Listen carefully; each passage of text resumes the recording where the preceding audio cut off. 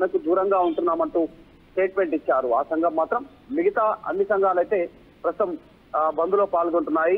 INTUC గాని, AITUC, HMS, CITU, AITUC, TUCC, SCW, AICCTU, labour progressive federation, UTUC ఇలా కార్మిక సంఘాలన్నీ కూడా ఏకమయ్యాయి. కార్మికుల కోసం సంఘటన కోసం డిమాండ్స్ చేస్తా ఉన్నారు. మొత్తం 17 డిమాండ్లు చేస్తా ఉన్నారు.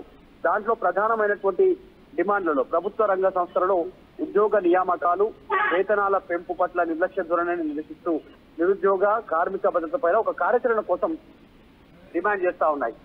అత్యంత కీలకంగా భావిస్తున్నటువంటి దాంట్లో ప్రైవేటీకరణను వ్యతిరేకిస్తా ఉన్నారు. ప్రభుత్వ రంగ సంస్థలను అఫిలియేటెడ్ అయినటువంటి సంస్థలు ఏవైతే ఉన్నాయో వాటిని మెల్లిమెల్లిగా ప్రైవేటీకరణ చేస్తున్నటువంటి విధానాన్ని నిరసిస్తా ఉన్నారు.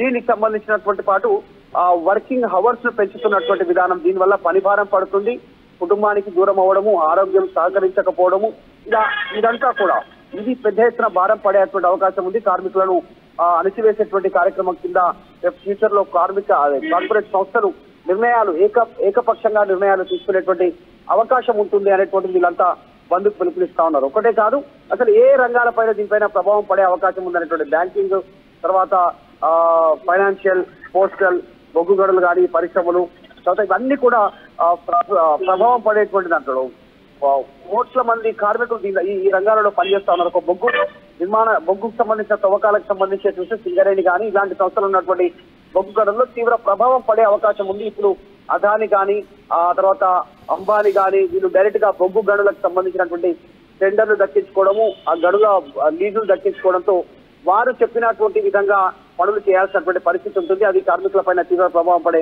అవకాశం ఉంటుంది అనేటువంటి పెద్ద ఎత్తున చెప్తా ఉన్నారు. తర్వాత బ్యాంకింగ్ రంగాలకు సంబంధించినటువంటి విషయంలో చెకింగ్ ప్రాసెస్ కానీ, ఆన్లైన్ ప్రాసెసింగ్ కానీ ఇదంతా కూడా ఆన్లైన్ వ్యవస్థ, ఇప్పటికే ఆన్లైన్ వ్యవస్థ వేలుడుకుపోయింది కాబట్టి దానివల్ల మరింత ఇబ్బంది పడే అవకాశం ఉంటుంది అనేటువంటిది.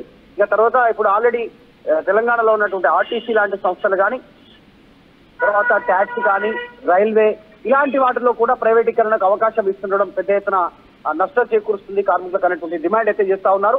ఒక బిఎంఎస్, భారతీయ మజ్దూర్ సంఘం, ఒక సంఘం ఈ బంద్కు దూరంగా ఉంటుంది. మిగతా సంఘాలన్నీ కూడా వాళ్ళు బంద్కు పిలుపునిచ్చారు. సో ఈ రోజు భారతదేశంలో తీవ్ర ప్రభావం పడే అవకాశం ఉంది. రవాణా, తర్వాత ఇతరత్ర ఎక్స్పోర్ట్, తర్వాత ఇంకా అనేక సంబంధించినటువంటి ఇబ్బంది పడేటువంటి అవకాశం ఉంది. కాస్త రవాణా పైన ఆధారపడినటువంటి ప్రత్యామ్నాయ ఏర్పాట్లు చూసుకోవాల్సినటువంటి పరిస్థితి ఉంది. Right, thank you Madhu. మొత్తం మీద పబ్లిక్ ట్రాన్స్పోర్టేషన్ మీద ఖచ్చితంగా ప్రభావం పడే అవకాశం కనిపిస్తుంది. పోస్టల్ రంగం కూడా ఖచ్చితంగా ఈ విషయంలో పాల్గొంటుంది కాబట్టి, బంద్లో పాల్గొంటుంది కాబట్టి పోస్టల్ రంగం, రైల్వే, అలాగే ఇటు పబ్లిక్ ట్రాన్స్పోర్టేషన్కి సంబంధించి కూడా కొంత ప్రభావం కనపడే అవకాశం కనిపిస్తుంది. మొత్తం 10 కేంద్ర కార్మిక సంఘాలు, వాటి అనుబంధ సంఘాలు ఇందులో పాల్గొంటున్నాయి. 25 కోట్ల మంది కార్మికులు ఈ బంద్లో పాల్గొంటున్నట్లుగా ఇప్పటికే ప్రకటించారు. ముఖ్యంగా కేంద్రం యొక్క విధానాలను వ్యతిరేకిస్తూ, కేంద్రం విధానాలను తప్పుపడుతూ కార్పొరేట్ సంస్థలకు మేలు చేసేందుకు మన దేశంలో అయినా సరే, లేదంటే ఇతర దేశాల నుంచి పెట్టుబడి పెడుతున్నటువంటి కార్పొరేట్ సంస్థలకు మంచి చేయడానికి ప్రయత్నిస్తుంది తప్ప కేంద్రం కార్మిక సంఘాలకు ఎలాంటి మద్దతు ఇవ్వడం లేదని, కార్మిక సంఘాలను బలహీనపరిచే ప్రయత్నం కేంద్రం చేస్తుందని, దీనికి వ్యతిరేకంగా బంద్ ప్రకటించాయి. ఈ నేపథ్యంలో ఈరోజు కొన్ని పబ్లిక్ ట్రాన్స్పోర్టేషన్కి ఇబ్బంది అయ్యే అవకాశం ఉంది కాబట్టి ప్రజలు కూడా ఈ అంశానికి సంబంధించి జాగ్రత్తలు తీసుకోవాలి. ఈరోజు జరుగుతున్నటువంటి బంద్కి సంబంధించి మీరు కూడా మీ అభిప్రాయాలను తెలియజేయండి. కవిత కల్వకుంట్ల ఒక ట్వీట్ చేశారు, మనం చూస్తున్నాం స్క్రీన్ మీద. కార్మికులు పోరాడి సాధించుకునే 8 గంటల పని విధానం రద్దు చేయాలనే కుట్రలను తిప్పికొడదాం. కేంద్ర ప్రభుత్వం అప్రజాస్వామికంగా తెచ్చిన కొత్త లేబర్ కోడ్లను రద్దు చేయాలని కోరుతూ కార్మిక సంఘాలు ఈరోజు, అంటే బుధవారం రోజు పిలుపునిచ్చినటువంటి దేశవ్యాప్త సార్వత్రిక కార్మిక సమ్మెకు సంపూర్ణ మద్దతు ప్రకటిస్తున్నాం. కార్మికుల హక్కులను కాలరాసే కొత్త కార్మిక చట్టాలను ఉపసంహరించుకోవాలని డిమాండ్ చేస్తున్నామంటూ కవిత డిమాండ్ చేస్తూ ఒక పోస్ట్ చేశారు ఎక్స్ వేదికగా. ఈ అంశానికి సంబంధించి ఈరోజు కార్మిక సంఘాలు బంద్కు పిలుపునిచ్చిన అంశానికి సంబంధించి మీరు కూడా మీ అభిప్రాయాన్ని తెలియజేయండి. కేంద్రం అనుసరిస్తున్నటువంటి విధానాలు కార్మిక సంఘాలను నష్టపరుస్తున్నాయని, కార్పొరేట్ సంస్థలకు బెనిఫిట్ చేసేలా కేంద్ర ప్రభుత్వం వ్యవహరిస్తుందంటూ చేస్తున్నటువంటి ఆరోపణ విషయంలో మీ అభిప్రాయం ఏంటి? ఈ బంద్ సక్సెస్కి సంబంధించి మీరేమనుకుంటున్నారు? మీరు కూడా కామెంట్ రూపంలో మీ అభిప్రాయాన్ని ఆర్టీవీతో షేర్ చేసుకోండి. తెలుగులో ఫాస్టెస్ట్ న్యూస్ యాప్ ఇప్పుడు కొత్త అవతారంలో 5 సెకండ్లోనే పూర్తి వార్తా సమాచారం మీ చేతుల్లో. సోషల్ మీడియా ట్రెండ్స్ మీ కళ్ళ ముందుకే live TV and voice search options తో ఇప్పుడే డౌన్లోడ్ చేయండి. యాప్ లింక్ డిస్క్రిప్షన్ లో ఉంది.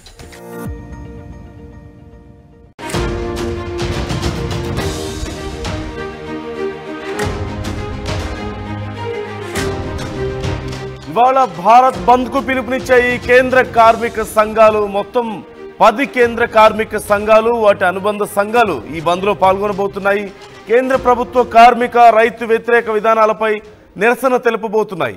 కార్పొరేట్ సంస్థలకు అనుకూలంగా వ్యవహరిస్తోంది కేంద్రం అంటూ ఈ బంద్కు పిలుపునిచ్చాయి. బ్యాంకులు, పోస్టల్, బొగ్గు గనుల్లో కార్యకలాపాలు బంద్ కానున్నాయి. రైళ్ల రాకపోకలు ఆలస్యమయ్యే అవకాశం ఉంది. బంద్లో మొత్తం 25 కోట్ల మంది కార్మికులు పాల్గొనబోతున్నట్లుగా అంచనా ఉంది. అసలు ఈ భారత్ బంద్ దేనికి అనే అంశం ఒకసారి చూస్తే, గత 10 సంవత్సరాలుగా ప్రభుత్వ వార్షిక కార్మిక సదస్సును నిర్వహించడం లేదని, కార్మిక ప్రయోజనాలకు విరుద్ధంగా నిర్ణయాలు తీసుకుంటోందని, సమిష్టి నిర్ణయాలను బలహీనపరిచేందుకు, యూనియన్ల కార్యకలాపాలను నిర్వీర్యం చేయడానికి, వ్యాపారం చేయడంలో సౌలభ్యం పేరుతో యజమానులకు అనుకూలంగా ఉండడానికి కార్మికులు 4 కార్మిక కోడ్లను విధించడానికి ప్రయత్నిస్తుందంటూ యూనియన్ల ఫోరం తన ప్రకటనలో తెలియజేస్తుంది. ప్రభుత్వం దేశ సంక్షేమాన్ని పక్కన పెట్టి విదేశీ, భారతీయ కార్పొరేటర్ల ప్రయోజనాల కోసం పనిచేస్తుందని, దాని విధానాలను తీవ్రంగా అనుసరిస్తున్నటువంటి తీరు చూస్తే ఇది స్పష్టంగా కనిపిస్తోందంటూ కూడా ఫోరం పేర్కొంది. ప్రభుత్వ రంగ సంస్థలు, ప్రజాసేవల ప్రైవేటీకరణ, అవుట్సోర్సింగ్ మరియు కాంట్రాక్టీకరణ, కార్మికులను సాధారణీకరణ చేసే విధానాలకు వ్యతిరేకంగా కార్మిక సంఘాలు ఈ పోరాటానికి దిగుతున్నటువంటి పరిస్థితి మనకు కనిపిస్తోంది. ఈ అంశానికి సంబంధించి మా ప్రతినిధి మధు మనతో జాయిన్ అవుతున్నారు. బంద్ ఎలా జరుగుతుందో తెలుసుకుందాం. మధు, బంద్ ఎలా జరుగుతుంది? ముఖ్యంగా ఏ రంగాలు ఈ బంద్ ప్రభావం ఎక్కువగా ఉండే అవకాశం ఉంది? ఏ రంగాల మీద ఉండే అవకాశం ఉంది? మరి మొత్తం 25 అంటూ యూనియన్ల ఫోరం తన ప్రకటనలో తెలియజేస్తుంది. ప్రభుత్వం దేశ సంక్షేమాన్ని పక్కన పెట్టి విదేశీ, భారతీయ కార్పొరేటర్ల ప్రయోజనాల కోసం పనిచేస్తుందని, దాని విధానాలను తీవ్రంగా అనుసరిస్తున్నటువంటి తీరు చూస్తే ఇది స్పష్టంగా కనిపిస్తోందంటూ కూడా ఫోరం పేర్కొంది. ప్రభుత్వ రంగ సంస్థలు, ప్రజాసేవల ప్రైవేటీకరణ, అవుట్సోర్సింగ్ మరియు కాంట్రాక్టీకరణ, కార్మికులను సాధారణీకరణ చేసే విధానాలకు వ్యతిరేకంగా కార్మిక సంఘాలు ఈ పోరాటానికి దిగుతున్నటువంటి పరిస్థితి మనకు కనిపిస్తోంది. ఈ అంశానికి సంబంధించి మా ప్రతినిధి మధు మనతో జాయిన్ అవుతున్నారు. బంద్ ఎలా జరుగుతుందో తెలుసుకుందాం. మధు, బంద్ ఎలా జరుగుతుంది? ముఖ్యంగా ఏ రంగాలు ఈ బంద్ ప్రభావం ఎక్కువగా ఉండే అవకాశం ఉంది? ఏ రంగాల మీద ఉండే అవకాశం ఉంది? మరి మొత్తం 25 కోట్ల మంది కార్మికులు పాల్గొంటారు అంటున్నారు. కార్మికులు ఏం చెప్తున్నారు? ఎగ్జాక్ట్లీ, అంటే కేంద్ర ప్రభుత్వం అనుసరించినటువంటి విధానాలకు సంబంధించి కార్మిక సంఘాలన్నీ కూడా ఏకమై ఈ రోజు బంద్కు పిలుపునిచ్చారు. మొత్తం కార్పొరేట్ సంస్థలకు అనుకూలమైనటువంటి నిర్ణయాలు ఉన్నాయి. ఇది కార్మికులకు వ్యతిరేకంగా కొనసాగుతున్నటువంటి నిర్ణయాలు. దాంతో పాటు ఆ విధానాల వల్ల కోట్ల మంది కార్మికులకు నష్టం చేకూరే అవకాశం ఉంది అనేటువంటి నిర్వాహకులు చెప్తా ఉన్నారు. దీంట్లో 10 కేంద్ర కార్మిక సంఘాలు పెద్ద ఎత్తున పిలుపునిచ్చాయి. మొత్తం 25 కోట్ల మంది కార్మికులు దాదాపు భారతదేశం అంతా కూడా దీంట్లో పాల్గొనేటువంటి అవకాశం ఉంది. దీంట్లో ఒక BMS, భారత్ మజ్దూర్ సంఘం మాత్రం ఈ సమ్మెలో పాల్గొనట్లేదు. వాళ్ళు మాత్రం సమ్మెకు దూరంగా ఉంటున్నామంటూ స్టేట్మెంట్ ఇచ్చారు. ఆ సంఘం మాత్రం మిగతా అన్ని సంఘాలైతే ప్రస్తుతం బంద్లో పాల్గొంటున్నాయి. INTUC కానీ, AITUC, HMS, CITU, AITUC, TUCC, SCW, AICCTU, labour progressive federation, UTUC, ఇలా కార్మిక సంఘాలన్నీ కూడా ఏకమయ్యాయి. కార్మికుల కోసం సంఘటితం కోసం డిమాండ్స్ చేస్తా ఉన్నారు. మొత్తం 17 డిమాండ్లు చేస్తా ఉన్నారు. దాంట్లో ప్రధానమైనటువంటి డిమాండ్లలో ప్రభుత్వ రంగ సంస్థలలో ఉద్యోగ నియామకాలు, వేతనాల పెంపు పట్ల నిర్లక్ష్య ధోరణిని నిరసిస్తూ నిరుద్యోగ, కార్మిక భద్రత పైన ఒక కార్యాచరణ కోసం డిమాండ్ చేస్తా ఉన్నాయి. అత్యంత కీలకంగా భావిస్తున్నటువంటి దాంట్లో ప్రైవేటీకరణను వ్యతిరేకిస్తా ఉన్నారు. ప్రభుత్వ రంగ సంస్థలను అఫిలియేటెడ్ అయినటువంటి సంస్థలు ఏవైతే ఉన్నాయో వాటిని మెల్లిమెల్లిగా ప్రైవేటీకరణ చేస్తున్నటువంటి విధానాన్ని నిరసిస్తా ఉన్నారు. దీనికి సంబంధించినటువంటి పాటు వర్కింగ్ హవర్స్ ను పెంచుతున్నటువంటి విధానం, దీనివల్ల పనిభారం పడుతుంది, కుటుంబానికి దూరం అవ్వడము, ఆరోగ్యం సహకరించకపోవడము, ఇదంతా కూడా ఇది పెద్ద ఎత్తున భారం పడేటువంటి అవకాశం